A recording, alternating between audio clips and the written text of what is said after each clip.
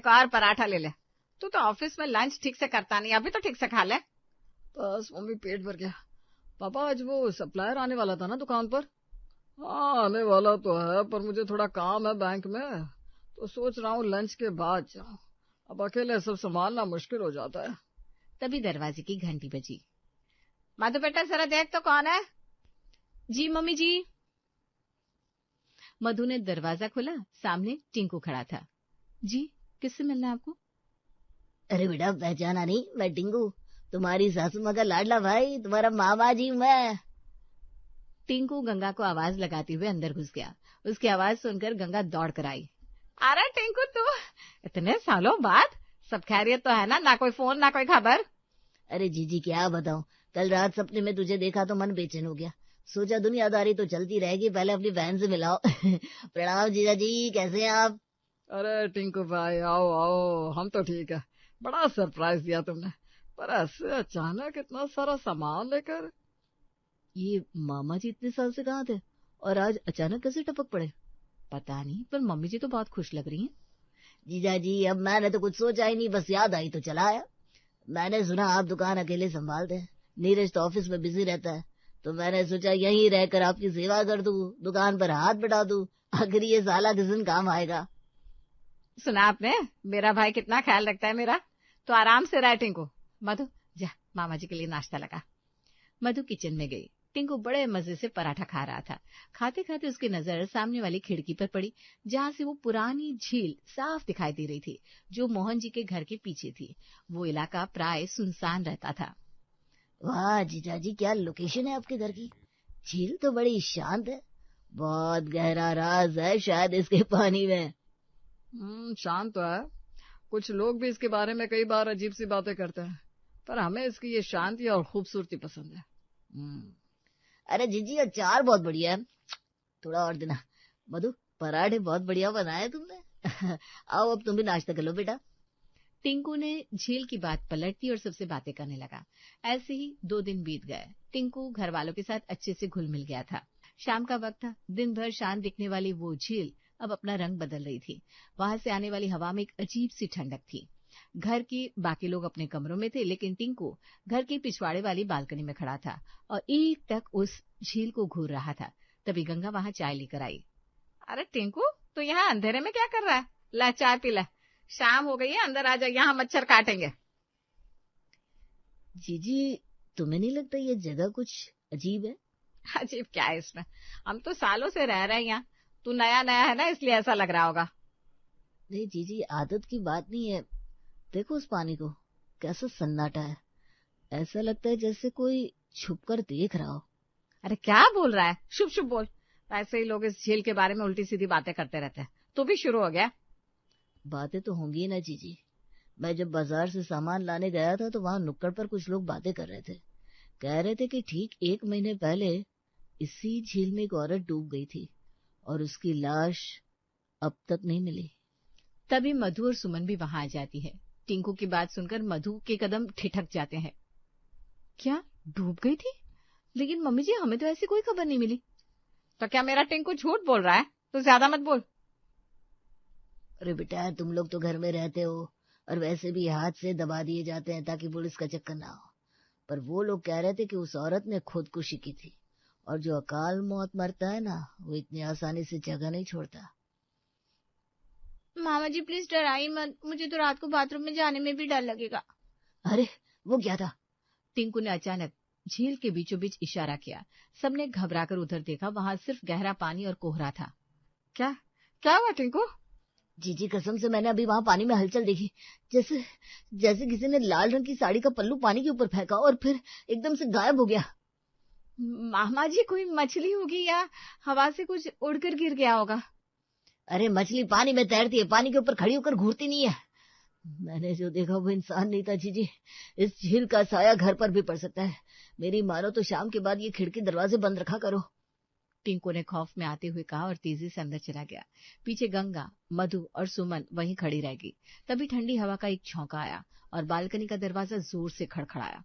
खड़ खड़ खड़। गंगा का दिल जोर से धड़कने लगा वो झील कल तक सिर्फ एक नजारा थी, आज डरा रही थी। अगले दिन सुबह मधु घर में झाड़ू निकाल रही थी, तभी अचानक फर्श को देखकर चीख पड़ी, मम्मी जी!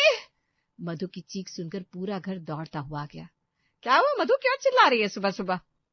मम्मी जी वो देखिए। सबने जमीन पर देखा। पिछला दरवाजा जो झील की तरफ खुलता था, वहां से लेकर आंगन के बीच तक गहरे लाल रंग के पैरों के निशान बने हुए थे। वो निशान इंसानी पैरों के थे, लेकिन उंगलियां अजीब तरह से मुड़ी हुई थी। ऐसा लग रहा था जैसे कोई खून में सने पैर लेकर झील से सीधा घर के अंदर आया हो। ये क्या है? खून? ये निशान तो गीले। पापा ये कोई जानवर तो नहीं? जानवर नहीं बेटा, बला है। मैंने कल शाम ही कहा था ना जीजी, वो चुड़ैल घर के आसपास मंडरा रही है। देखो सीधा झील से आई है। हाय राम, ये तो अनर्थ हो गया, मेरे घर में भूत। मधु, तूने कल रात पिछला दरवाजा ठीक से बंद नहीं किया था क्या? मम्मी जी मैंने कुंडी लगाई थी कसम से, मुझे नहीं पता ये कैसे खुल गया।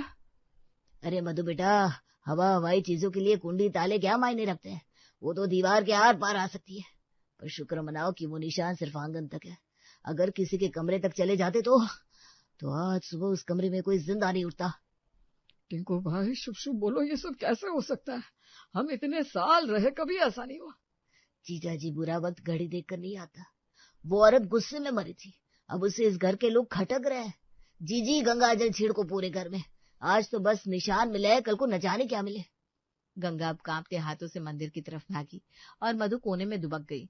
अब सभी घर वाले डरे हुए थे। दिन तो फिर भी निकल गया, पर शाम को किसी की अपने कमरे में अकेले जाने की हिम्मत ना थी। सभी हॉल में बैठे थे, तभी अचानक पूरे घर की लाइट चली गई। अब तो सबका बुरा हाल था।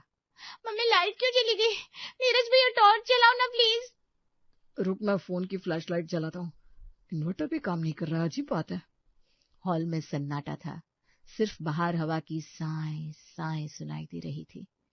तभी सन्नाटे को चीरती हुई एक आवाज आई, छम छम छम। पायल की आवाज, वो भी बहुत भारी और डरावनी। आवाज झील की तरफ से आ रही थी और धीरे धीरे घर के करीब आ रही थी। नीरज, सुन रहे हो पायल की आवाज? जय हनुमान ज्ञान गुण सागर, जय कपीसती हूँ लोक उजागर। चुप रहो सब, वो खिड़की की तरफ देखो। नीरज ने अपनी टॉर्च की रोशनी खिड़की से बाहर फेंकी। झील के किनारे वाले बरगद के पेड़ पर पड़ी। सबकी सांसें अटक गई। वहां पेड़ की डाल पर एक सफेद साड़ी हवा में लहरा रही थी। ऐसा लग रहा था जैसे कोई औरत पेड़ से उल्टी लड़की हो और उसके बाल हवा में उड़ रहे हो।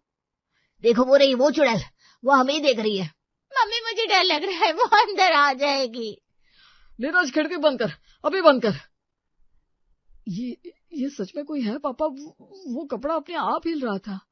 मैंने कहा था ना, ये जगह अब इंसानों के रहने लायक नहीं रही। वो साया अब ताकतवर हो गया है। आज लाइट गुल की है, कल हमारी सांसें गुल कर दी है। जी अब तो भगवान ही बचाए। अब पूरे परिवार की हिम्मत दम तोड़ रही थी। अगले दिन सुबह रात भर के खौफ के बाद किसी की आंखों में नींद नहीं थी। सब हॉल में बैठे थे, चेहरे पर थकान और डर साफ दिख रहा था। जीजा जी बुरा मत मानिएगा, पर अब पानी सिर के ऊपर जा चुका है। कल रात जो हुआ, अगर सुमन या मधु उस वक्त बाहर होती तो। नहीं, मैं अपने बच्चों को कुछ नहीं होने दूंगी। मोहन जी कुछ कीजिए, हमें ये घर छोड़कर कहीं और चले जाना चाहिए, मुझे नहीं रहना यहाँ। मम्मी सही कह रही है पापा, रोज रोज के इस डर से हम जी नहीं सकते। मेरा काम पर भी ध्यान नहीं लग रहा है। अरे पर बेटा जाए कहाँ, और इतनी जल्दी ये घर खरीदेगा कौन? सबको पता चल गया तो कोई कौड़ी के भाव भी नहीं लेगा इस भूतिया कोठी को। जीजा जी जान है तो जान है, ये घर जान से बढ़कर तो नहीं है ना? है रही बात बेचने की तो मेरा एक जान पहचान वाला है, मुंगेरी लाल सेठ। वो पुराने मकानों में डील करता है, थोड़ा लालची है लेकिन काम का पक्का है। मुंगेरी लाल? क्या वो ले लेगा ये घर? उससे पता नहीं चलेगा झील के बारे में? अरे जीजा जी उसे इन सब किस्सों का पता नहीं है। मैं उससे बात करके देखूं? हो सकता है थोड़ा कम दाम दे, पर मुसीबत सर से टल तो जाएगी। कैश पेमेंट दिलवा दूंगा। हाँ टिंकू भाई, तू बात कर, जितने भी पैसे मिले बस हमें यहाँ से निकाल। ठीक है टिंकू, अगर तुम कहते हो तो बात करो। मैं अब और रिस्क नहीं ले सकता, बेच देता ये घर। भारी मन से कह रहा हूँ जीजा जी, पर यही सही है। मैं आज ही मुंगेरी लाल से बात करता हूँ। आप लोग बस पैकिंग की तैयारी करो, इस मौत के कुएं से निकलना ही बेहतर है।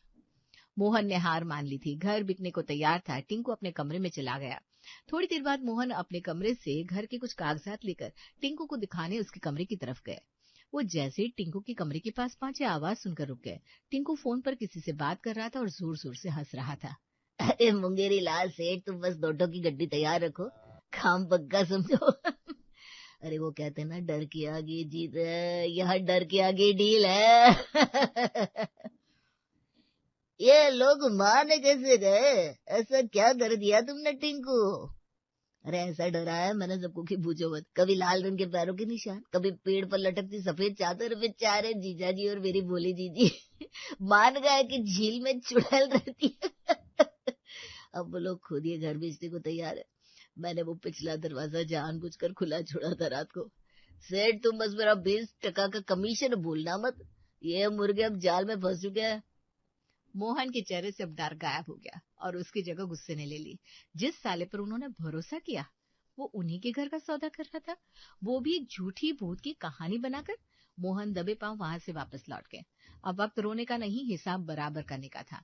आधे घंटे बाद मोहन ने टिंकू को बाजार भेजने का बहाना बनाकर घर से बाहर भेज दिया और बाकी सबको अपने कमरे में बुलाया। क्या हुआ जी, आपने दरवाजा क्यों बंद किया और टिंकू को कहाँ भेजा? गंगा, तुम्हारा भाई यहाँ हमारी हेल्प करने नहीं, हमें बर्बाद करने आया है। पापा क्या कह रहे हैं आप? मेरा भाई ऐसा कर ही नहीं सकता, आपको जरूर कोई गलतफहमी हुई है। अरे वो बेचारा तो हमारी हेल्प कर रहा है, कब से घर के कामों में भी मदद करता है। मैंने अभी अपने कानों से सुना, वो मुंगेरी लाल से बात कर रहा था। यहाँ कोई भूत ऊत नहीं है। वो पैरों के निशान, वो हवा में लहराती साड़ी, सब टिंकू का ड्रामा था। वो हमें डराकर ये घर मुंगेरी लाल को बिकवाना चाहता है ताकि कमीशन उसे मिल सके। क्या मामा जी ने ऐसा किया? मम्मी जी देखा आपने, हम सब कितना डर गए थे। सुमन दीदी तो रात भर सोई नहीं, और ये सब पैसों के लिए। मुझे यकीन नहीं होता कि मेरा अपना खून ऐसा कर सकता है। मैंने उसे राखी मान दी और उसने पुलिस को बुला, उसे अभी घर से धक्के मार कर निकालो। हाँ पापा, मैं अभी पुलिस को फोन करता हूँ, फ्रॉड का केस करेंगे। नहीं, पुलिस नहीं, उसने हमारे साथ खेल खेला है ना, उसने हमें डरा, अब हम उससे डराएंगे। मतलब हम क्या करेंगे पापा? टिंकू ने हमें यकीन दिलाया कि यहाँ भूत है, अब हम उसे यकीन दिलाएंगे कि यहाँ सचमुच भूत है, और वो भूत सिर्फ झूठ बोलने वालों और धोखेबाजों के पीछे पड़ा है। मधु, सुमन, तुम दोनों को थोड़ी एक्टिंग करनी होगी, तैयार हो? हाँ, ये मधु चुड़ैल के रोल में बहुत अच्छी जमेगी। क्या मम्मी आप भी? अरे मैं बस मजाक कर रही थी। पापा जी आप बस प्लान बताइए, मामा जी को नानी याद ना दिला दी तो मेरा नाम भी मधु नहीं। तो सुनो मेरा प्लान, आज रात के खाने से खेल शुरू होगा। कमरे में अब डर का माहौल नहीं था। मोहन जी ने सबको प्लान समझा दिया। परिवार एकजुट हो चुका था और शिकार अब शिकारी बनने वाला था। रात को सभी डाइनिंग टेबल पर चुपचाप बैठे थे।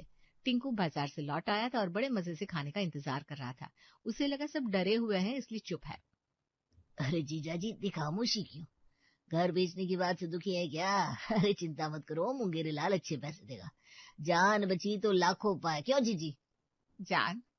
जान किसकी बचेगी टिंकू, ये तो वक्त बताएगा। है क्या मतलब जीजी?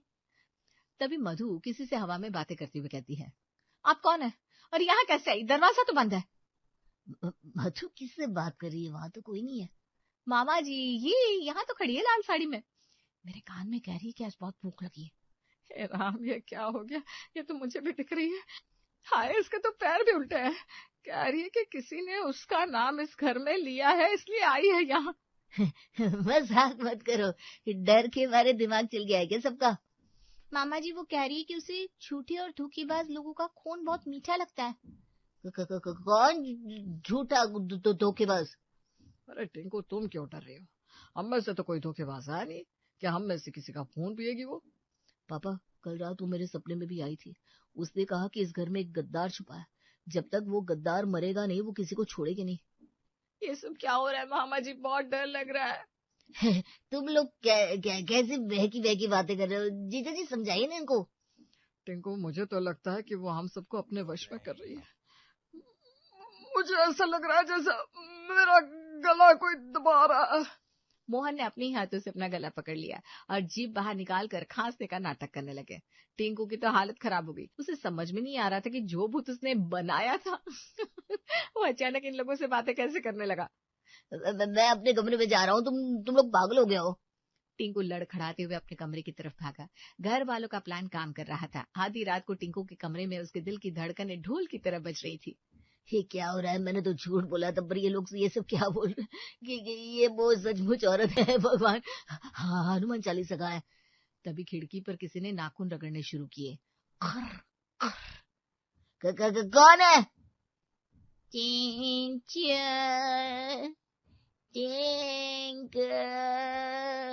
मुझे मत मारो, मैं तो बस मजाक कर रहा था। तूने धोखे से घर भेजने की कोशिश की, मुंगेरी लाल को बुलाया, अब तेरा खून चाहिए मुझे।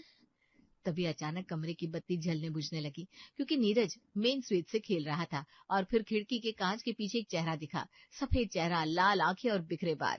ये मधु थी, जिसने चेहरे पर पाउडर और लाल रंग लगाया था और नीचे से टॉर्च जला रखी थी। दरवाजा खोल टिंकू, हिसाब बाकी है। जी बचाओ, जीजाजी बचाओ, भूत असली चुड़ैल। टिंकू डर के मारे बेड के नीचे घुसने की कोशिश करने लगा। तभी खिड़की जोर जोर से खड़खड़ाने लगी। दाड़ दाड़ दाड़। झूठे धोखेबाज बाहर आ। टिंकू ने अपनी आंखें कसकर बंद कर ली और कानों पर हाथ रखकर बोला, मैं चला जाऊंगा, कसम से कल ही चला जाऊंगा, बस आज छोड़ दो, मेरा खून मत पीना। मेरे जाने के बाद इन सबका खून पी जाना, तुम्हें बहुत टेस्टी लगेगा, कसम से मुझे आज छोड़ दो। अगली सुबह टिंकू, जिसके बाल बिखरे हुए थे, आंखें सूजी हुई थी और एक पैर में चप्पल थी, दूसरी में गायब, अपना सूटकेस घसीटते हुए भाग रहा था और मोहन और पूरा परिवार सामने ही बैठा था। अरे साले साहब, इतने सुबह सुबह कहाँ की तैयारी? अरे नहीं जीजाजी, मुझे नहीं रहना यहाँ, ये घर शापित है, यहाँ भूत है, वो मुझे मार डालेगी। अरे कैसी बात कर रहा है? कल तो तू कह रहा था कि ये सब वहम है और मुंगेरी लाल से डील भी तो करनी थी। बाढ़ में गया मुंगेरी लाल और बाढ़ में गई डील, जान बची तो लाखों पाए। जी तुम लोग भी निकल लो यहाँ से, वरना वो चुड़ैल सबको निकल जाएगी। मैं तो चला। टिंकू गेट की तरफ भागा ही था कि उसका फोन बजा। टिंकू ने घबराकर फोन उठाया। अरे टिंकू भाई, क्या हुआ? पार्टी घर खाली कर रही है कि नहीं? ये सुनते ही टिंकू का गुस्सा और डर फूट पड़ा। उसने फोन पर ही चिल्लाना शुरू कर दिया, अबे रख तेरा कमीशन अपनी जेब में, मुझे नहीं चाहिए तेरा पैसा। यहाँ साक्षात यमराज बैठा है कमीशन लेने के लिए। खबरदार जो इस घर की बात भी की तो आज के बाद मुझे फोन मत करना। टिंकू ने फोन जमीन पर पटक दिया और अपना सूट के सिर पर रखकर वहां से ऐसी दौड़ लगाई जैसे ओलंपिक की रेस हो। घर के सभी लोग उसे भागते देखकर जोर से हंस पड़े। उस दिन के बाद से पुरानी झील की लहरें फिर से गुनगुनाने लगी। टिंकू मामा फिर कभी उस शहर में नजर नहीं आए और मुंगेरी लाल ने उस घर का सपना देखना छोड़ दिया। घर वालों ने एक बात सीख ली थी कि डर का सामना डर से नहीं बल्कि अक्लमंदी और एकता से किया जाता है।